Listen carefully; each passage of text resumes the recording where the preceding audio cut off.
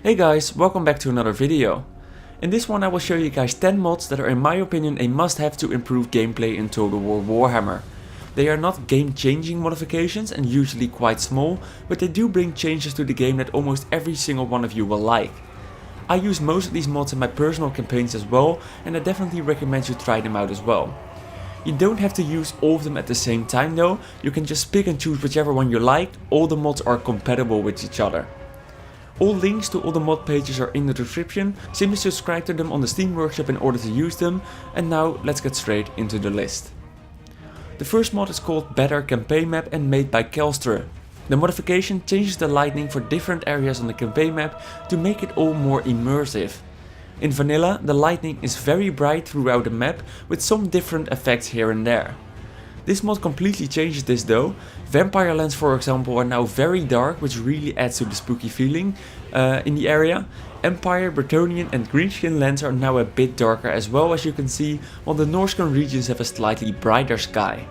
A small but great mod for some extra immersion in the campaign. Mod number 2 is the Resized Lords and Heroes one made by Litharion, and this is probably the smallest one on the list. In a normal game, all lords and heroes are way bigger than normal units, as you can see right here. This makes them stand out from the rest, but it might not look very realistic. If you would like the heroes and lords to be as small as normal units, this is the mod for you, as that is exactly what it does. Don't worry though, some special characters like Kolek are still as large as a mountain. Next up is the More Horse Variations modification, which is also made by Kelstr. You might have noticed that all the horses in the vanilla campaign look really similar. In fact, all of them are brown. This mod adds a lot more variation to the horses. With this modification there are now black, grey, white, chestnut and buckskin horses, as you can see right here, and this definitely improves the look of the cavalry units for the Empire and Bretonnia. Keep in mind that Kelstr made similar mods as well that add more variation and colors to Griffins and the Beastmen. The fourth mod is one of the bigger ones on this list and one of my favorites for sure. It's called Unique Empire States and made by Larethian. In vanilla, all Empire factions use the exact same models and unit variations, the only difference between them is the color scheme. With this mod, every Empire faction will get its own unique look. This includes unique shields, armor variations and colors. It changes the appearance of all 11 factions in the game, including the Empire Rebels and Secessionists. The entire mod is lore friendly as well, and it also unlocks some of the minor factions in custom battles. The mod does not add completely new units and it doesn't change the unit statistics either, so you will still enjoy the vanilla experience and game balance. A great mod to add to your collection in my opinion. Next up is improved loading screen artwork made by Nitz.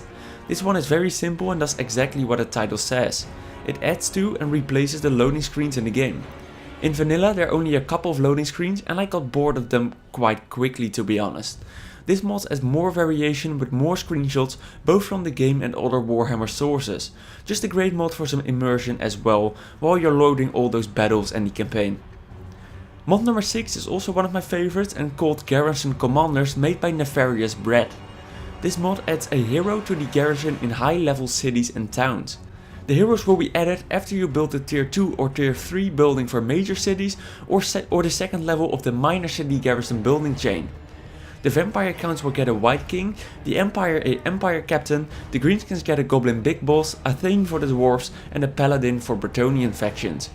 Just a cool mod that adds more immersion and offers an extra challenge in siege battles. The next mod is made by Grizzly and called Varied Generals. This mod adds more general variety for the Empire, Dwarves, Greenskins and the Vampire factions. This mod was very much needed, as you might have noticed that there are a lot of clone lords in the base game. It almost looks like there are only 2 or 3 variations for each faction. This mod drastically improves that by giving generals different armor, weapons or shield designs, and that really gives some unique generals, as you can see here. Another mod that's great for immersion. Another small but very much needed mod is the Home Region Movement bonus by Dresden. This mod increases movement for armies in their own regions by 10%, both for the player and the AI. This is needed to prevent extremely annoying AI chases. I'm pretty sure we've all been in a situation where the AI just keeps running away from your army, attacking your defenseless cities in the process. It's just extremely annoying, it will take plenty of turns, there's nothing you can do, but not anymore. The movement boost should be enough to catch up now. Keep in mind that it does affect the AI as well though, so invading enemy territories might be a bit scarier this time. Mod number 9 is the Uncivilised North, made by Crynsos and Dindi. In the vanilla game, the Norse factions are actually more dangerous than the Chaos invasion itself in my opinion.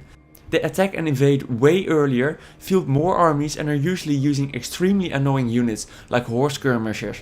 This mod improves the northern areas of the map. First of all, it adds the 5 tribes that normally need to be awakened on the campaign map from the start of the campaign. All those northern factions are now also able to fight each other, something that wasn't possible in the base game.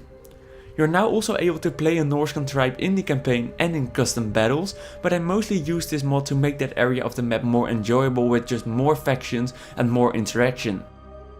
And then finally, the last one might also be my favorite one, it is the Building Progression Icons mod by Spartan 6. In vanilla, building trees share the exact same icon, only the number changes as you can see here. This mod changes that. The icons will now visually change when you upgrade the buildings. The best thing is that all the drawings look absolutely beautiful. They could have been made by CA themselves. I can't spot the difference between CA's and Spartan's unit cards at all, to be honest. A must have mod for all my campaigns to add more immersion to the building process. So these were 10 small but great mods that add more depth into the campaign. All links are in the description of the video. In order to use a mod, just subscribe to it on the Steam workshop as I mentioned before. All these mods are compatible with each other, so you can just pick and choose whichever one you like and combine them all together. I hope you found today's video useful. That's all for now. Hopefully I will see you guys in the next one. Bye bye.